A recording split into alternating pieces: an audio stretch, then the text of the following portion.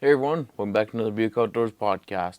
If you're watching this on YouTube, I just want to give you a heads up. We had a little bit of a camera malfunction on this one, so unfortunately this is going to be an audio only podcast.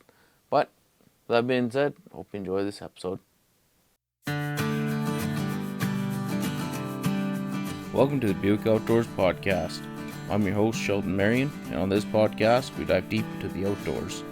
We discuss hunting and fishing techniques, give you tips and tricks, tell stories, and everything in between to help you enjoy the outdoors. This podcast is brought to you by Rampage Coffee. At Rampage Coffee, they have all sorts of different kind of blends of coffee. They have some merchandise and rubs as well. For me, my go-to is the C4 blend. It packs one heck of a punch, and it's enough to crank a diesel engine in the morning. And for me, not being much of a coffee guy, I don't like to drink it all day. So 1 or 2 cups of C4 blend, and I am good for the day. If you don't really know which one to get, I would highly suggest one of the bundle kits, and you can customize them so you can try all sorts of different varieties of blends and the size of packs that you want. And you can also get some merchandise in with your coffee kits as well. Also new for this year, they are now coming in K-Cups if you have a Keurig. So if you want to check those guys out, head over to rampagecoffee.com.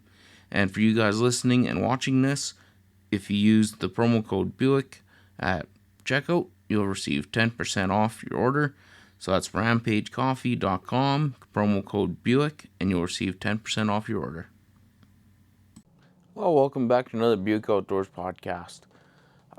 If you've been around here for a little bit, about a month ago, we had a podcast come out about 2 missing people and a missing dog up here in the North Peace region. Since then, there has been some news and developments, and today I think it's a good time to talk about them. So we had 2 incidents. We had one, which is a young fella named Sam. He was out in the Redfern Lake area. He went missing. Search came out. They searched for him, couldn't find him. They called off the search. And then it was about 5 weeks later, he actually walked out. And now there's also the other guy, James, or Jim, and his dog, Murphy. They originally went missing in the Ground Birch area, pretty well in kind of the Murray River type area in Ground Birch. During that time, again, it was they both went missing in October, almost like the same day kind of a deal. But they weren't related, as far as we know. And with Jim and his dog, supposedly somebody seen them on the road. Last known location, Jim was trying to get his dog out of the bush. And then that was the last time he was seen. They found a boot print matching Jim and a dog track along the Murray River heading towards the Pine. They got boat searches out there after search and rescue was already kind of wrapped up and done because, again, they searched for a couple weeks, couldn't find them. The boats didn't come up with anything, no new tracks or anything like that. And then basically just about a week or so ago now, maybe 2 weeks ago now, there was a dog matching the description of Murphy found in the Mile 95 area. And where he was found, if you draw a straight line from where Jim's truck was found to roughly where the dog was found, we didn't get an actual exact area, so I just kind of went up by the halfway river bridge kind of a deal. In a straight line, it is 69 miles away, and in order to get there, you have to cross whatever they call it now. What used to be the Peace River, it was being flooded at the time for this new dam, so it's like Peace Lake or whatever they name it. So you would have had to cross a lake.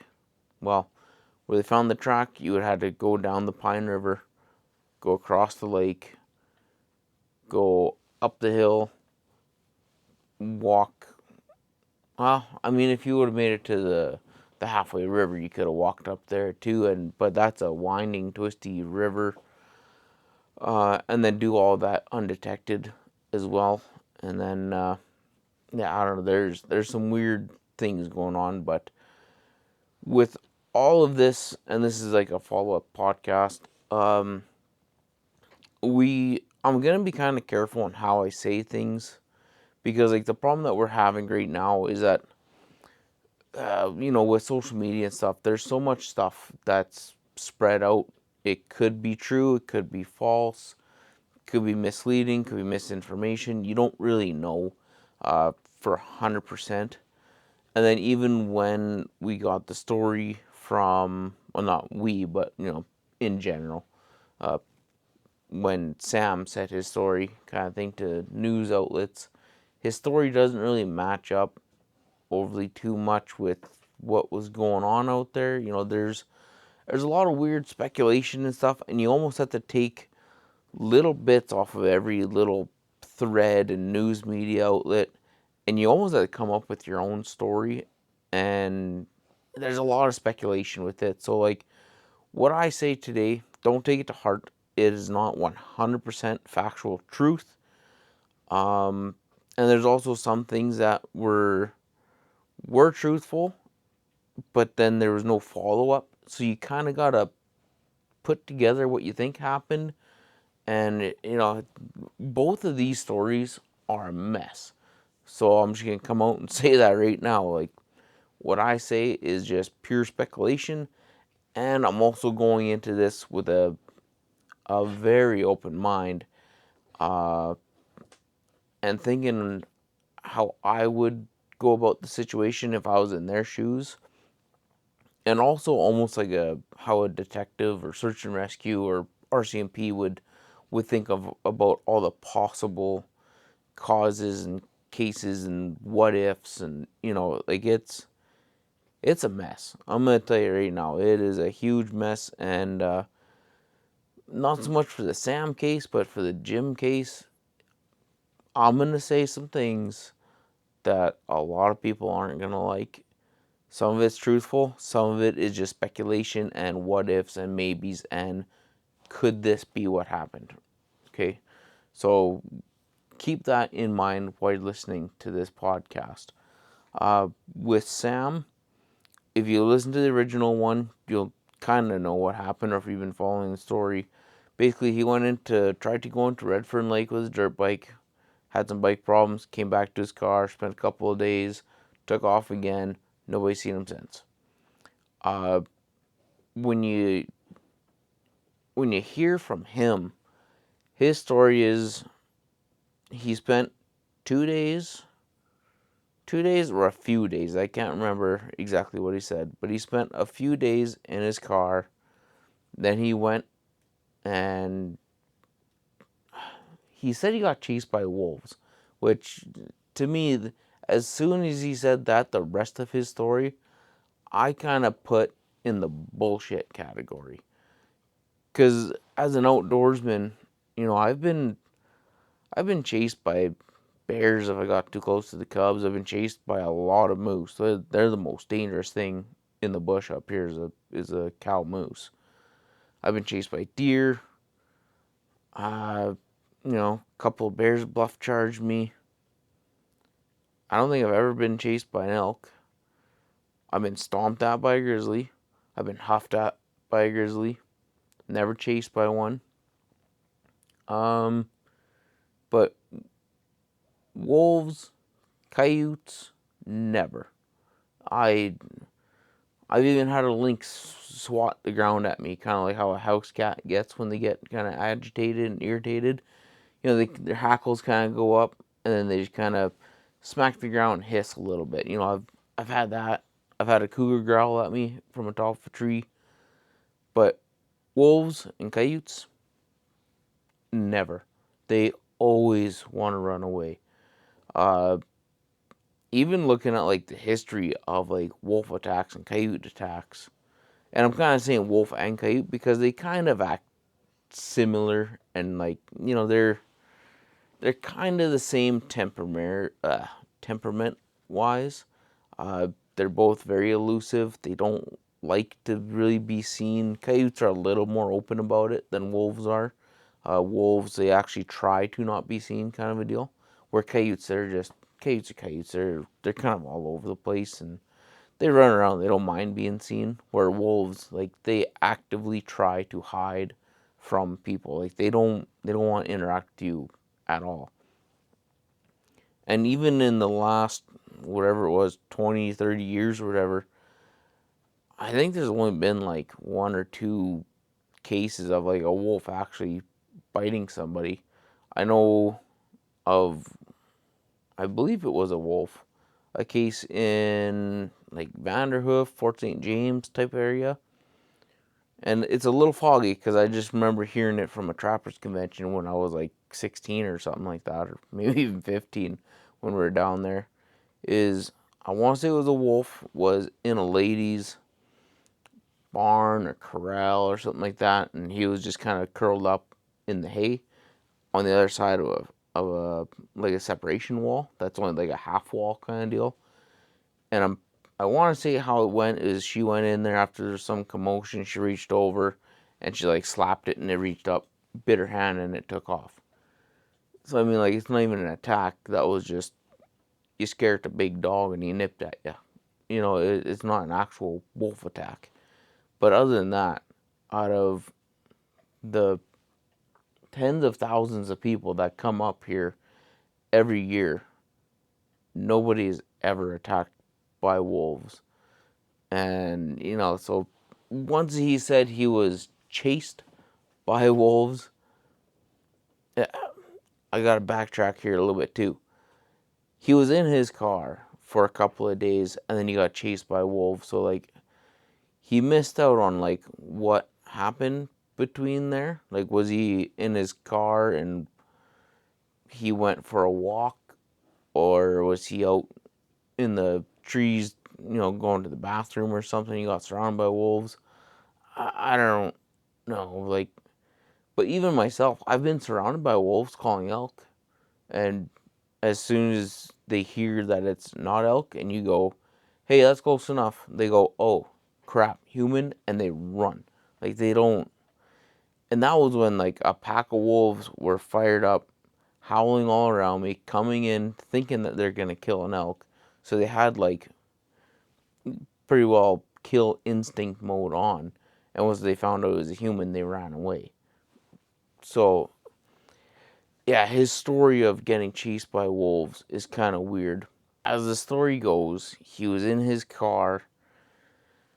Something happened, he got chased by wolves, and he ended up going down into a creek, and supposedly he set up camp, and he spent like 15 days there.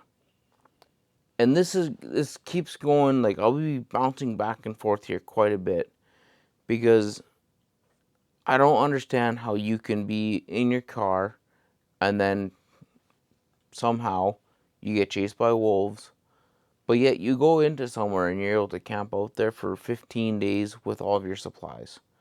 So, you know, if he said, yeah, you know, I put on my bag and I started walking and then I got chased by wolves, sure. But it's also how like the media wrote the story too. You know, when you talk to these media people, a lot of times your interview is just too long. So they cut out little bits and pieces just to shorten it up so they have their little hit piece kind of thing. So you're not sitting there reading, you know, 30 minutes, you got your 10, 15 minutes kind of a deal. So for the sake of the argument, let's say he came back after having bike problems. He got into his car. He stayed there for a couple of days trying to figure out where he wants to go next. And he picked out this trail or this creek or whatever. So he grabbed all of his supplies, threw it into his backpack, and headed out.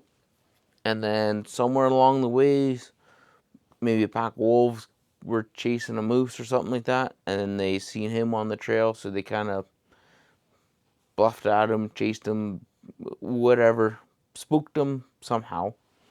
And he went, nope, we're not going there. We're going to go down here. And he just kind of ran into the trees to get away from the wolves, whatever the case was. And then he found himself on a creek bed. So he went, hey, well, whatever. I got my tent. sleeping bag, I got food, I got a fishing rod. I'm good. I'll just camp out here, and I'm a little lost, so maybe I'll stay here for 2 weeks. And if search and rescue comes, they'll find me.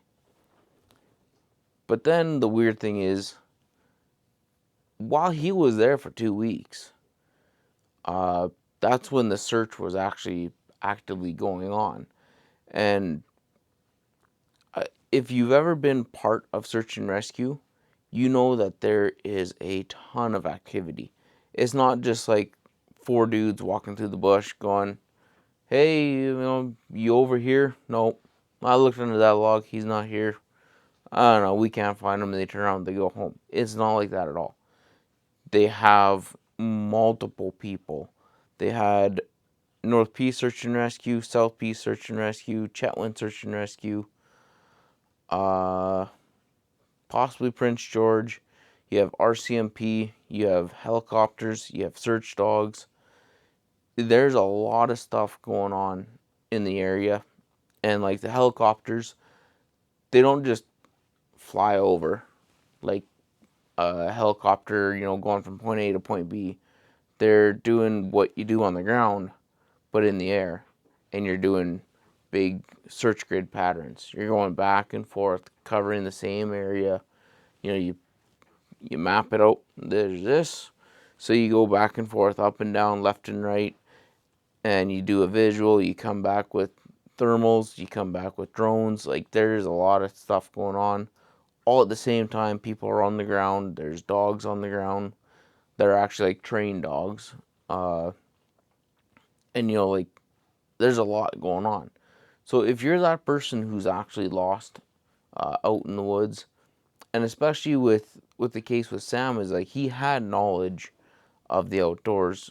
You can't spend 5 weeks in the bush alone by yourself and not die and not have any knowledge of it. Plus, there's lots of stories of him, like, this was a regular thing for him to do. He liked to go do backpacking trips, so like he knew what he was doing. So during this whole time that they were searching for him, he had a shelter, he had fire, he had his fishing rod, he had a sleeping bag, he had food. He was good to go, but he didn't have a search fire ready. And that's what makes me think like he didn't want to be found. Again, this is speculation, but I'm going to say it right off the hop here. He seems like the type that went, I'm going to go and see how long I can stay in the bush for. Because of the way that this whole thing ended, at first it seemed like he was just a missing person. Because when you look at the story or how he went missing, it made sense. He went out to Redfern Lake area, which is a good chunk of like wilderness. Like, it is easy to get lost out there, and I can see how that would happen.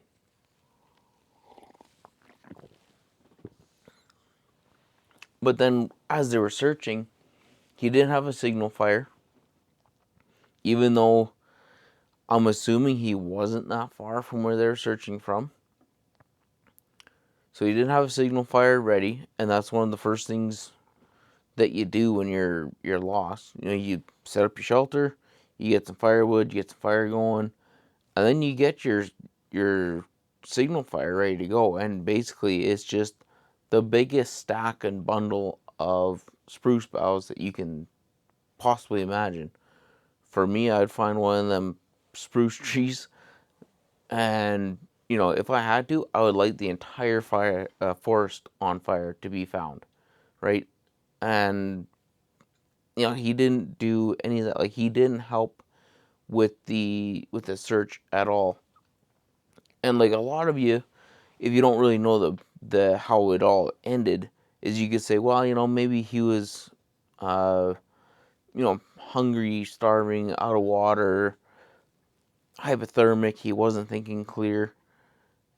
And I would too, if he didn't pack up after 15 days, hike out of there to another creek, which was a dried creek bed, and set up camp again. So you have to have your head in the right place in order to pack everything up, hike out of the creek that you're in, go into another drainage, set up another camp, build another shelter. It's almost like, it almost seems like they were kind of almost getting close. And he went, I gotta leave before they find me, kind of a thing. Maybe. I don't know. That's where this whole thing gets really, really, really strange. Because then, when he moves to his second camp, supposedly he builds another shelter, sets up his sleeping bag, gets a fire going, and I want to say he stayed there for another 2 weeks. And the crazy thing is, when he was found, he wasn't found on that dried creek bed. He wasn't found on a spot where he was cliffed out. And cliffed out is when you're working your way downhill and you get to a spot where you can't go down anymore, but it's also too steep to go back up. Say there's a rock face or something that you jumped off of to get to a little shelf, and now you're stuck on that shelf. That's being cliffed out. But he was on a dried creek bed, and it's just so strange that when he was found on a road. So he again packed everything up and walked out. It's a very, very weird, strange case, because when they found him, he had a sleeping bag wrapped around his feet and his hands, and he still had, I think it was like a little bit of peanut butter left. So he went into these woods with enough food for like 5 weeks, because he walked out 5 weeks later. He had enough sense to build a shelter, to get warm, to have enough firewood. He brought his fishing rod with him, because that's one thing that stuck in my mind, is that when they were interviewing him, he was mad because he didn't catch a fish. So he was there for the long haul. In his mind, he was probably going to go in there with limited supplies. He brought a fishing rod, so he's going to catch fish and, I don't know, maybe smoke them or whatever to preserve them, and then he was just going to live in the bush in a little lean-to shelter or whatever it was, and just live off of fish and see how long he could do it. Like, it almost sounds like he was trying to recreate, like, Alone. If you haven't seen that show, it's a show that you can win like $500,000. They pretty well drop you off in the middle of nowhere with like 10 supplies, and whoever stays the longest wins.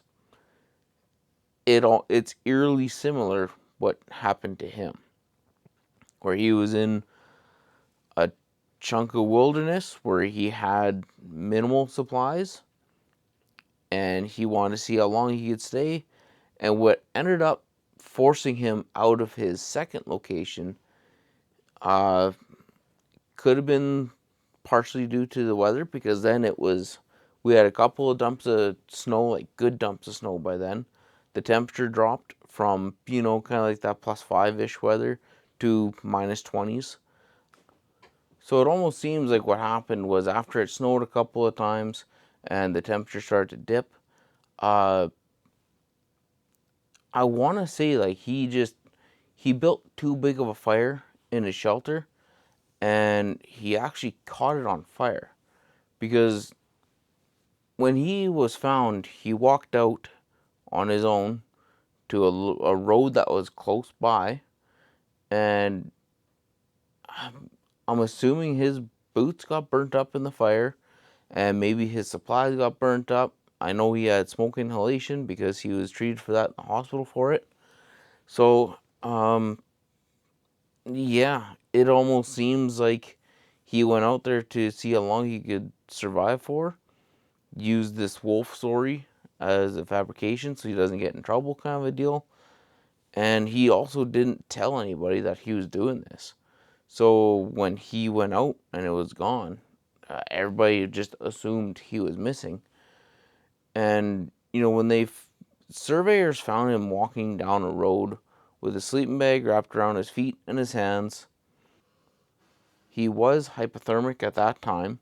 But again, he was walking out in like, I don't even know what it was, -10 to -20, somewhere around there. I can't quite exactly remember how cold it was. So my guess is that he accidentally lit his shelter on fire.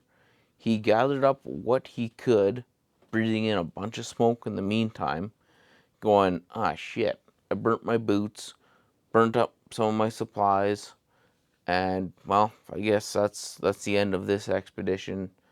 I I made it, 5 weeks, time to get out of here, I guess. And, like, there isn't any details on anybody backtracking and, like, seeing where his tracks came from or where his camp was. He doesn't give any details about that kind of stuff. And, it's just, he said things caught on fire, so he left. Again, did the media cut out sections of his story, or is he just not telling that part of the story? It's, I don't know. It is a very weird one.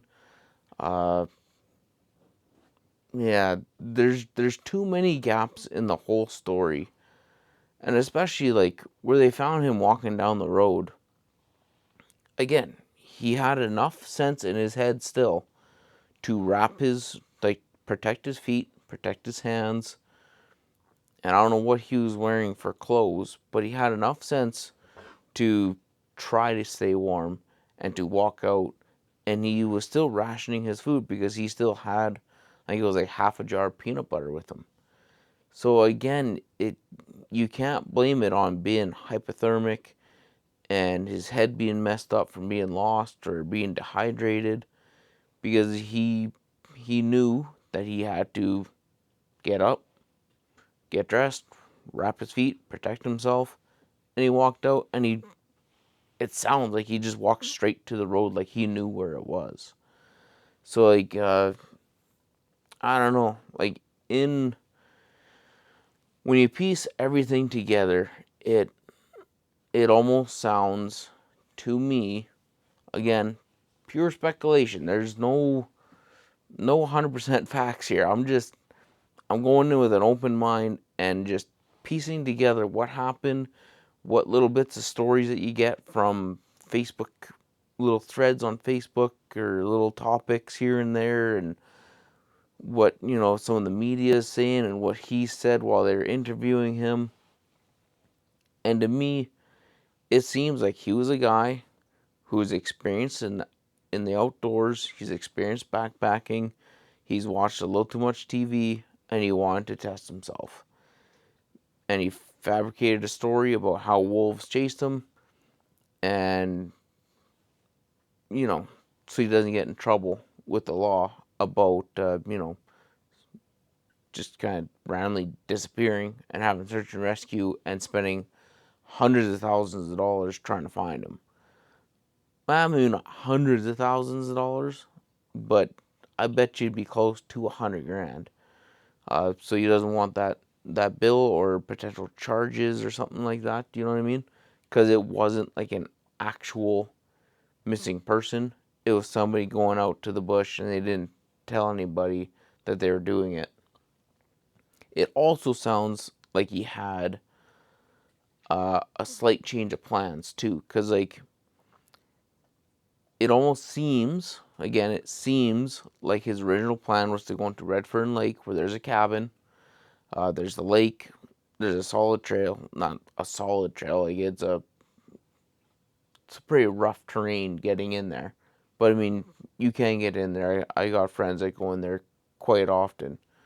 Uh, but it's a place where he probably just wanted to disappear for a little bit, or to, you know, pull a Dick Pranicky, where he's just like, you know what, I just want to go and live by a lake in a cabin for a season and just see what happens, or for, whatever the case may be. And he ended up getting into some bike troubles, and he couldn't make it all the way into the lake, So he just turned around, came back, sat in his car, went, I don't want to go home yet. And maybe he was looking at maps and went, hey, you know what? There's a creek right over here, has running water, potentially has fish in it because it flows into one of the main rivers there. And maybe he went, meh, what's the difference between a lake and a creek? You know, whatever. There'll be fish there. It'll be kind of the same thing. I'll just go over there. So maybe he did that, and then search and rescue came, and he heard them, and they were getting close, and he went, I don't want to go home, and I don't want to get in trouble. I need to get out of here. He packed up his stuff. He hiked out of that creek, went into another dry creek bed, and then camped out for another few weeks just to live off the land kind of a thing, or just to pull in alone, just to, as a dude, I get it.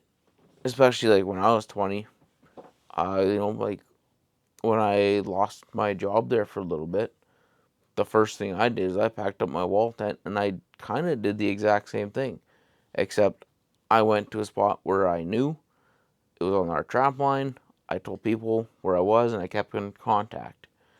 But if it wasn't for me keeping in contact with people and being on our trap line, and I just took my wall tent somewhere just to stay a month or two in the bush, it would have been identical. And for me, I lost my job just before Christmas, and I stayed on the trap line until, I want to say it's like February. And I went through like some decent -5, -10 days. I also went through a stretch of -40, -45, and nobody came looking for me. Nobody was really too concerned, but I was also keeping in contact with people. Uh, but if I went into a place like Redfern and I just kind of disappeared, yeah, there would have been searches for me because, he lost his job and he just up and left and disappeared. But going back to Sam, like, I get trying to challenge yourself and just see how long you can do it for. Especially being an outdoorsman, you watch things like Alone. You go, well, I could do that. And then curiosity gets the best of you, and he seems like he went out and he did just that. He's like, well, I'm gonna pack up a backpack of stuff. I'm gonna go to the bush. I'm gonna go to the lake, and I'm gonna stay there. Well, my bike broke down on me, so I had to turn back halfway there. Figured out a game plan. I went down this other creek instead. Stayed there for 2 weeks. It seems like search and rescue might have been getting close, or he just wasn't having any luck catching fish. So part of his planning was he knew that there was another creek close by. He went in there. Turns up it was a dry creek. He stayed there until the weather got really cold. He built a fire that was just a little too big and burned his shelter up and went, well, I guess I'm done here, guys. Especially if that little fire burnt up his shelter, and then he, lost a bunch of his supplies and gear and stuff. Well, then, he had enough sense in his head to go, well, I can't survive without whatever it is, my matches, my lighters, or, winter supply and winter gear and stuff. So he packed up what he could, tried to stay as warm as possible, and went, well, I know there's that rotary over here. And he just walked out and started walking down the road until somebody picked him up. Again, it's a lot of speculation, a lot of what ifs, but I kind of think that's what happened. Especially during the interview in the hospital, he didn't seem that bad. You know, suffered from smoke inhalation, a little bit of hypothermia, and that was about it. Slightly malnourished, but that's also because he was rationing food for 5 weeks. The crazy thing, too, is when he said that he was upset because he didn't catch any fish. So not only did he not catch fish to survive off of after running out of food after a week, that means he had enough food for 5 weeks. I mean, you don't go on what he called a 10-day backpacking trip and bring enough food for 5 weeks. if you're going on a 10-day backpacking trip, you might bring enough food for 2 weeks, like 14 days, an extra 4 days of food. Typically, you don't really bring that much unless you're on like a fly-in trip. If it's a backpacking trip, you know how long it takes to get in there, you know how long it takes to get out, and you know how long you're going to be staying there for. So say it was 10 days, he would have brought in, realistically speaking, probably 12 days worth of food. And that's in case something went severely wrong. Enough food for 5 weeks, though? No. Uh, he There was also nothing about him like snaring rabbits or snaring squirrels or anything like that. They just focused on him upset that he didn't catch fish. So to me, in my mind, he brought enough. Say he brought enough food for 4 weeks and he stretched it out to 5. Maybe that's the case. I don't. There's so many gaps in this story and how it all went down, and especially like not having a signal fire when you hear choppers in the air and stuff. The way he acted is he was a guy that didn't want to be found and he knew where he was, or the search and rescue party was absolutely terrible, or they were 10 miles away from where he actually was. I don't really know, because like those search and rescues too, they fly up with infrared. They have their infrared scope that a guy in one of the helicopters will have when he's looking out the window, but then they also have the infrared drones now, and they do the same thing. They search, do grid patterns and searches. So maybe the drone is localized, and then the helicopter does, I don't know how big of a loop it'll be, but it'll be, expanded search. And that guy would have had a fire going the entire time. So you should have seen a heat trace from the fire. Also, if you're lost and you hear helicopters, or even if you don't hear helicopters, you're going to have something in an open area, especially being on a creek bed too. He wasn't in the thick timber where, heat traces and fires and smoke, it is a lot harder to detect. He was on a creek bed. So like, I don't know. There's this whole story with him. It seems very, very strange that he wasn't found. And then at the end of the day, he walked himself out with minimal injuries. He had injuries of somebody that was walking in the bush in -20 and didn't have gloves on.